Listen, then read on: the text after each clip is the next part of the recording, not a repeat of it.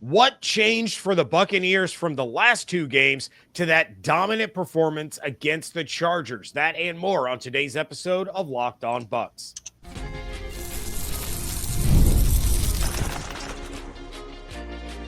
You are Locked On Buccaneers, your daily Tampa Bay Buccaneers podcast. Part of the Locked On Podcast Network, your team every day. What's up, and welcome into this WTSP episode of Locked On Bucs, your daily podcast covering the Tampa Bay Buccaneers, part of the Locked On Podcast Network, your team every day. I want to thank you for making Locked On Bucs your first listen review every day. Don't forget you can subscribe or follow for free on YouTube and wherever you get your podcasts. And, of course, you can follow along on Twitter. I am James Yarcho at JYarcho_Bucs. He is Evan Klosky at eKlosky WTSP. We are your credentialed members of the media covering the Tampa Bay Buccaneers. Of course, you can check out everything that Evan is doing over on 10 Tampa Bay and at 10tampabay.com.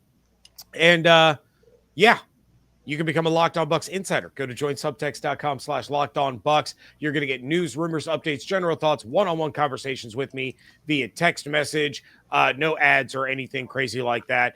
You can also click the link in the show notes to become an insider today. This episode is brought to you by Game Time. Download the Game Time app, create an account, use code LOCKEDONNFL for $20 off your first purchase. We are talking about the Buccaneers returning to prime time and getting into some predictions coming up a little bit later. But let's start off with what just transpired, Evan, because you picked the Bucs to lose by 2. I picked the Bucs to lose by 2.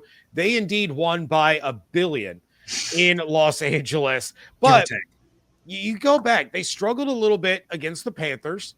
They had a real rough stretch there against the Raiders. And, of course, the second quarter Buccaneers showed up in Los Angeles. It might be the most frustrating team in all sports to watch is the second quarter Buccaneers. But they end up absolutely dominating the Chargers, the best scoring defense in the NFL. They hung a 40-burger on them. So my question to you is, what was the big difference between the win over Los Angeles and what we had seen those last couple of games leading up to last week? Execution. Look, we saw a little bit of that in the second quarter, right? Interception, which, by the way, it was nice to kind of see Baker Mayfield make an interception that was just, there are physical errors and then there are mental errors. A lot of the turnovers from Baker Mayfield this season have been like bad decisions. That was just a bad throw. Those happen. It was nice to see a bad throw be an interception. But then you have I was going to say, to be fair, you also had a bad decision where Pro Bowl cornerback Mike Evans knocked the ball away. That was a bad decision, yes. I was thinking back to when Jesse Bates intercepted the pass over Ryan Miller. That's good teaching tape to Ryan Miller, being like, that's what you have to do, right? You're in a compromised position. You have to make sure it's either you get the ball or nobody gets the ball. And it certainly helps that Mike Evans is 1 million feet tall. But otherwise, so in the second quarter, we saw some of this cascading play. But, man, I thought that game turned around when the defense got that 3-and-out after the Rachaad White fumble. Because it felt like, to start that game, Chargers score – Chargers were pretty much moving the ball down the field. They just cashed in points off the Baker the interception, and then you immediately give the ball back to them, and you're thinking in your head, "Welp, this is it, right? They're gonna crumble and finally face a team that will make them pay for having these just disastrous turnovers." And the defense got that 3-and-out. Stepped up big time. I thought Todd Bowles was as creative as we have seen this season with the personnel. They haven't played the best opponents outside of the Chargers, and even the Chargers, their offense is nothing special right now. Even before that game, it's just they're not an offensive juggernaut. They really are, a grind you out type of game. But even so, to have that performance to be as or if not more physical than a Jim Harbaugh-led team, man, I give a lot of credit to that defense. I was definitely worried about them. entering the game, and they proved me wrong. They stepped up, giving up no points in that second half, intercepting Justin Herbert. Jamel Dean, of all people, would have never predicted that. So I think a lot of kudos goes to the defense for hunkering down for a portion of this game and allowing the offense to get going. And it's very clear that nobody will stop this offense unless it's themselves. They cannot beat themselves, which is what we've seen in a lot of these games recently, especially think back to the Panthers one. Penalty. Like, you just keep moving yourself back, and then you lose the rhythm and you lose the plays that you want to make to stay on track. And that's where Liam thrives. But schematically, they're amazing. The offensive line has been top-notch. And there's just been some high variance from Baker Mayfield. And I've been saying this for a little while. We were due for an amazing Baker Mayfield game, and we got one, right? Usually there's 3 god-awful performances, there's 3 godly performances, and then it's really what is Baker going to do somewhere in the middle. So complimentary football. I think it's really tough for me to signal one thing. Just special teams. Chase McLaughlin hit all his field goals. The defense stepped up. The offense, even after having 2 mistakes, more than made up for it with 500-plus yards of offense. So it's scary to think what this team could be if they have an average defense. They don't need a top 10 defense. They need an average defense. And if you give up 17 points or less, the Buccaneers are going to win all these games. Like that, if they can do that, the Buccaneers will win out because they are going to put up points. Hopefully no one gets injured. That being the caveat. Like, Mike Evans goes down again, we got some problems. So why would you even say that and put it? No, I gotta say that because if I don't say it, then I'm gonna mush it. So I can't say it. I have to add the asterisk to cover up the mush. Oh my goodness.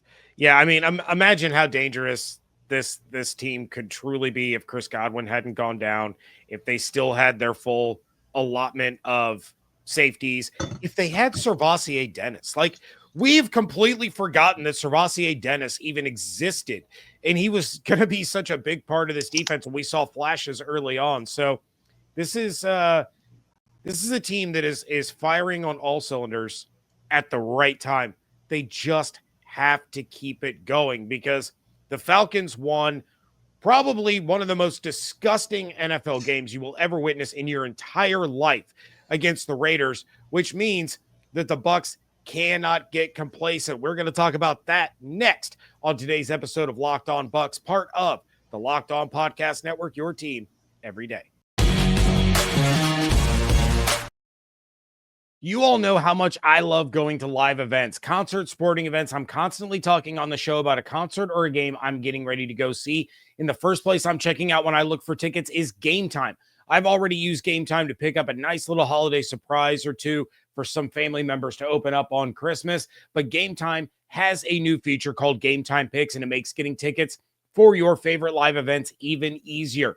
Game Time Picks filters out the fluff to show you only incredible deals on great seats so you don't have to waste time searching through thousands of tickets. Then I turn on that all-in pricing toggle switch, and I know exactly what I'm going to spend up front, so there's no surprises when I get to checkout. Take the guesswork out of buying tickets with Game Time. Download the Game Time app, create an account, use code LOCKEDONNFL for $20 off your first purchase. Terms apply. Again, create an account and redeem code LOCKEDONNFL for $20 off. Download Game Time today. What time is it? Game time. Get ready to tackle the NFL action with FanDuel, America's #1 sportsbook, because right now, new customers can bet $5 and get $150 in bonus bets if you win. The FanDuel Sportsbook app gives you everything you need to place live bets on the NFL all in one place. So when you get a hunch in the middle of a game, you can check out the latest stats, view live play-by-play, and so much more on the same page where you place your bets. The Buccaneers are 3.5-point road favorites against the Dallas Cowboys on Sunday night with an over-under of 48.5. The Bucs are also plus 3,500 to win the Super Bowl, now ahead of the Rams, Broncos, and Commanders, tied with the Texans and trailing the Steelers and Packers.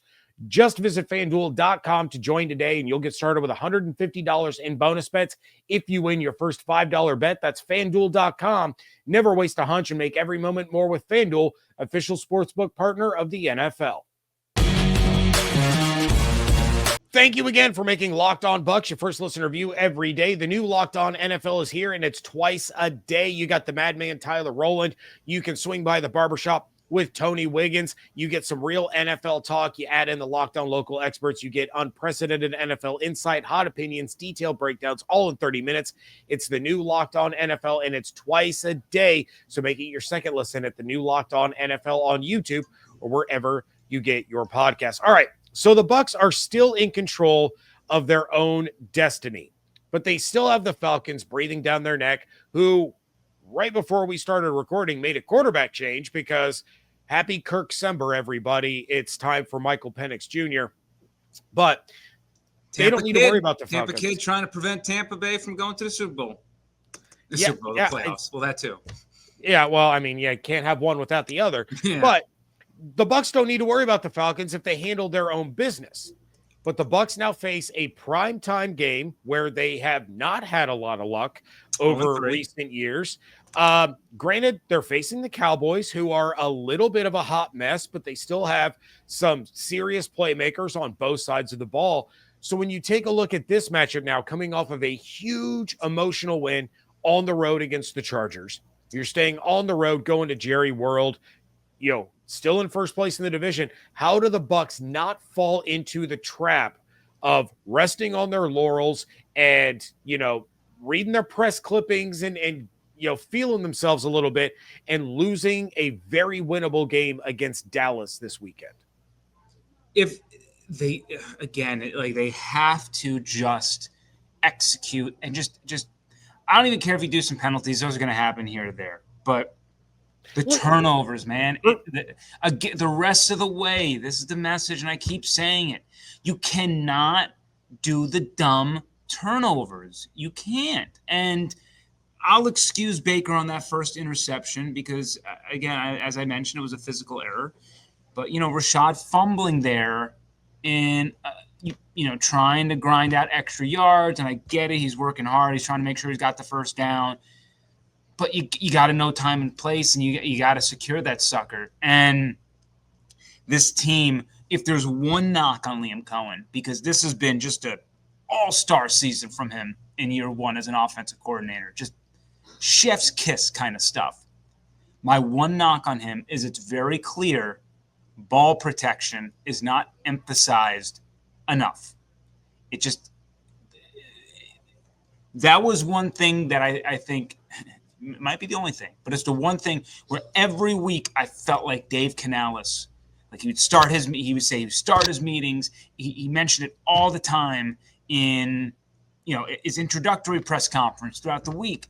It was, we're going to protect the football, right? That was like a very key tenet to him, that, percentages of winning football games oftentimes just comes down to who won the turnover battle.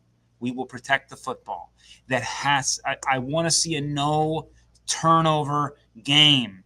And if they have a no turnover game, it's hard for me to imagine the Buccaneers lose a game like this. But yet, you don't have to reinvent the wheel, right? I'm going to lay out some of this stuff in my prediction of how I think the game's going to go. You are an amazing team running the football. You are facing a team bottom 5 yards per carry against. Don't overcomplicate the game plan.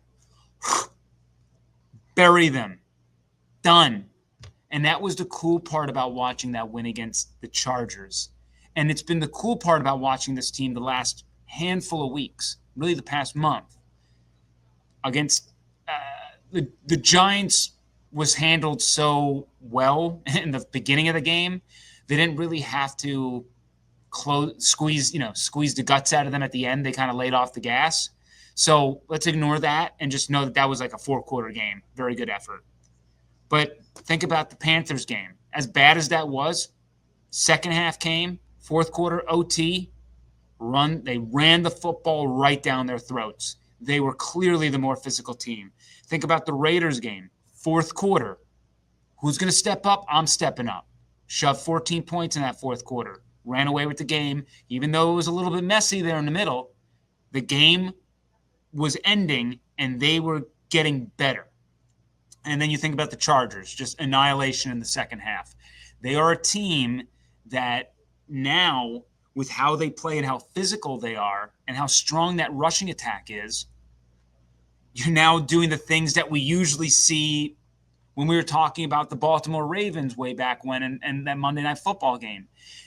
It's easy to stop Derrick Henry maybe in the first quarter, in the second quarter, but then you come out of break and he's running at you and it's monster of a human. Can you stop him in the third? Can you stop him in the fourth? The Bucs couldn't do that. He broke out the 2 big runs, right? Now the Bucs are doing that to teams. That's championship caliber mentality. That is stuff that excites me. And so stay the course, which is something that I think they're also battle tested in. A lot of really tough losses this year. It sucks considering that if they didn't choke that game away in Atlanta, the division would already probably be theirs, essentially, with one more NFC win, I think. So shoulda, coulda, woulda game, but maybe in the grand scheme of things, if they can keep going and building off of this, maybe those losses were part of the greater good in the end. So I think that's just the key, don't be anything you're not.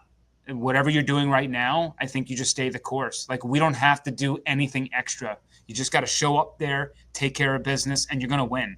It's when you try to do other things, or you try to play hero, or you're trying to get the extra yard, and you're trying to do all these things outside of what's just being asked of you, that's when it seems like this team gets into a little bit of trouble. But otherwise, on paper, especially considering that the Cowboys are definitely – look, great performance against the Panthers. Finally gave that – Panthers had a lot of steam going for them. That was finally the first stinker we've seen from them in a while, especially the Cowboys, by the way, who they had a 5-game losing streak. And if it wasn't for a really idiotic play on special teams, they're probably on a 4-game winning streak right now. So they're a team that is also – playing better ball, but they're a team that's going up in weight class, considering they beat the Panthers, they beat the Giants, they beat the Commanders, which was a good win, also a crazy game. Commanders were heading into the bye, looked like they were kind of running on fumes, and then the Bengals. Great offense, just a completely hellacious defense. So I'm curious what Cowboys team are going to show up. But they got Micah Parsons, which will be a significant issue, and I would imagine there will be a significant chip plan against a guy like that. But they got some pretty key injuries, especially on the offensive side of the football. And when you take a look at the Cowboys, is Micah Parsons the matchup that has you most concerned? Would it be more like CD against Jamel Dean? Would it be Rico Dowdle in the run and really it's always Micah. Luckily, the Buccaneers are a team that typically, outside of Aiden Hutchinson, where again you had Schooley in there, and that was a really tough situation very early in the year. I think Liam was still trying to learn personnel and all this stuff. But, even look back to Max Crosby, who was kind of playing hurt now that we knew. Liam does a really nice job of, even if he doesn't chip, what he'll do sometimes is he'll throw motion at you. So what will happen is, right, like snap comes, motion across the field, and the motion will create kind of this chip for the tackle, to buy him some extra time to get in position against a Micah Parsons. So there are ways that Liam schemes up chips when even they're not chips, like even when you don't want to get the running back physically getting in there. But, does that mean you see a little bit more Rachaad White out there versus Bucky? Maybe that's what you have to think about. But the Buccaneers are such a time-on-task team, low ADOT, that you would just hope that they don't get put into a position where Micah Parsons can take over, especially because they know going into it, like, there's one guy we got to stop. It's this dude. So he'll have his moments. I'm sure he'll have a sack. Maybe he'll have a sack or two. He did that the last time they played in Dallas against Tom Brady. I remember that. But certainly that's my biggest concern. All right, well, we are going to find out exactly how Evan sees this game playing out and maybe a little bit of a bonus prediction in this one. That's coming up next on today's episode of Locked On Bucs. It's that time of the year. The college football playoff is back, and with the newly expanded 12-team format, it's guaranteed to be bigger and better than ever, bringing you all the hard-hitting and high-flying excitement that you love.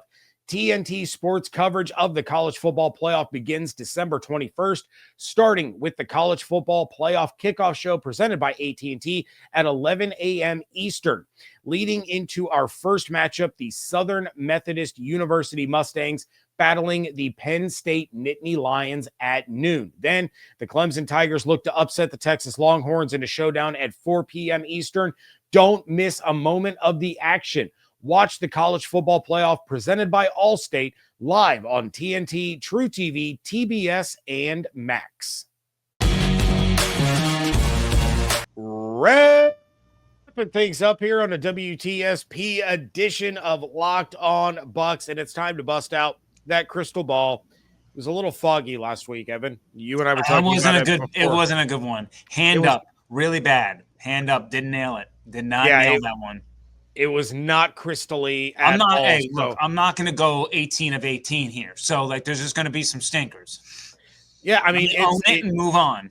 It is going to happen, and that's okay. It's okay, and I know you went through a very thorough cleaning process, buffing process of the ball. So let's take a look and see who is. Or let's start with the bold. What is the ball telling you is the bold prediction for this week? Bold prediction. The Dallas Cowboys will run for 40 yards or less. Ooh. Yeah. That's, you said it wasn't a super spicy bold. I would say that's a pretty spicy Is that bold. Super spicy? I'd say that is, it's got some Frank's Red Hot on it. It's got a little bit of a kick, but a nice flavor. I like that one. I think that the Cowboys have shown that they can run the ball a little bit now. They've been on a real heater, actually, running the ball ever since they switched over to Rico Dowdle full time.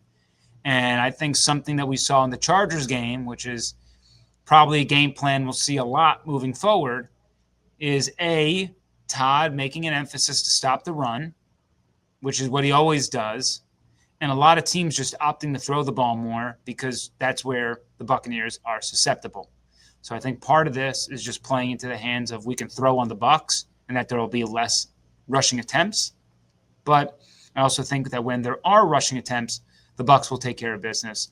And if the game goes how I think it might go, I think Mike McCarthy might pull out of the rushing game a little bit sooner. All right. Well, that's why we love Mike McCarthy. He tends to make bad decisions. And, we invite that on Sunday night. I'm still not looking forward to another primetime game. If there's one thing that I hate just as a person is primetime games for the Buccaneers. I hate staying up that late. I really, really do. I can tell you this. The players don't like flying home at 1 a.m. Yeah. But at least they have the next day off. Some of us still have to be at work on Monday. Yeah, it's a little bit different that way. All right, who is going to be the breakout star in this one, your predictive player of the game, and why is it Mike Evans with 200 yards? Yeah, I think Mike is going to have a great game. Yeah. I've said Mike in the past. I said him, recently in the Panthers game. A Texas kid going to Dallas. He's going to be jacked up to play in that game, going back to his home state. I think that the Bucs running backs are going to have an amazing game as well. I'm pretty sick and tired of doing that as my player of the game as well because I feel like that's a cop-out. So let me say, on the big stage, someone's stepping up. Someone's got to get ahead of this sack lead, and I think it's going to be Kalijah Cansey, 2 sacks in this game. Ooh, I like that. I kind of thought before you brought up the sacks and you said, someone has to step up and be a star in primetime. I thought you were going to go Zion. Really did. I thought you were going to go Zion in his matchup against CD. This team just doesn't look, I know Jamel Dean had an interception. It's just very clear that the Buccaneers are not an interception-laden team. They're just not very – that's not – look, Herbert chucked one up. And Jamel Dean even talked about how he knew that 2 or 3 times a game they like to challenge corners on go balls. So he was waiting for that one opportunity, and it fell in his lap. But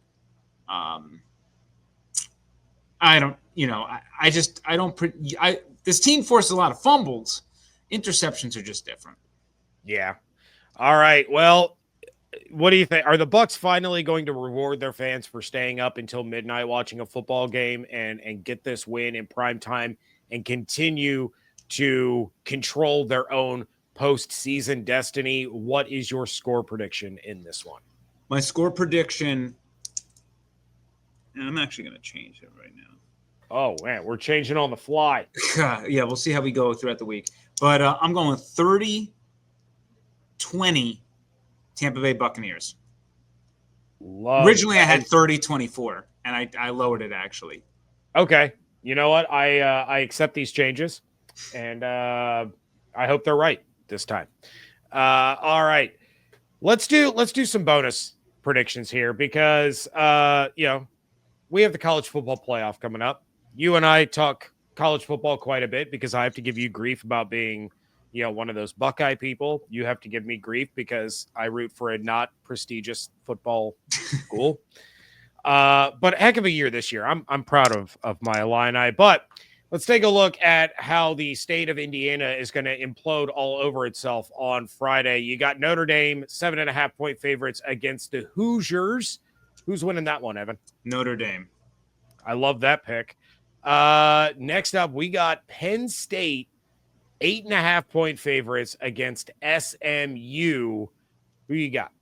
I'll go Penn State, but I think SMU covers. I really want to take SMU, but I don't have the stones. Okay. To be fair, I also made picks. I picked Notre Dame. That probably should have been a given. I got a little Notre Dame hat over here. I am taking SMU. On the record, I am taking SMU. You can take them plus 8.5. You can take them to win. I don't care. I think SMU handles that. Franklin is a terrible big game coach. I think he chokes in the playoff again. We got. I would agree with that. SMU, I don't think hits that threshold of big game coach. That's the game itself is big, but usually it's the opponent where at a threshold he can't hold his water. And I still think SMU is a little bit below that. But your point is correct. Your overall I think it's the moment that is going to get to Franklin, not so much who's on the other side. In fact, that might actually play into SMU's favor, that he might think, oh, it's just SMU.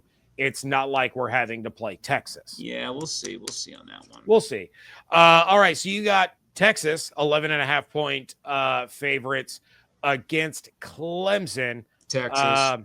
Yeah, I am also taking Texas. That's easy money. And Ohio State minus 7.5. I don't love the matchup for Ohio State, and I wouldn't be surprised if Ohio State loses, but I'm taking them to win. I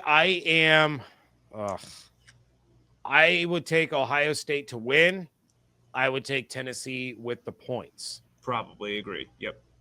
That's just my take on it. All right, Evan, what do we got going on over at 10 Tampa Bay at 10tampabay.com? Remember, we got the Blitz Sundays, 8:30 in the morning on 10 Tampa Bay. We also put our episodes up on our YouTube page and the 10 Tampa Bay Plus app. That happens on Saturdays, so you can get a little early if you go to those routes. And then Pinellas County just voted 5-2 in favor of the bonds. So now the Rays, the entire onus is on them to complete the stadium deal. We'll continue to talk about that. And the Tampa Bay Lightning, they're a fun team to watch these days. Jake Gensel's the greatest hockey player of all time.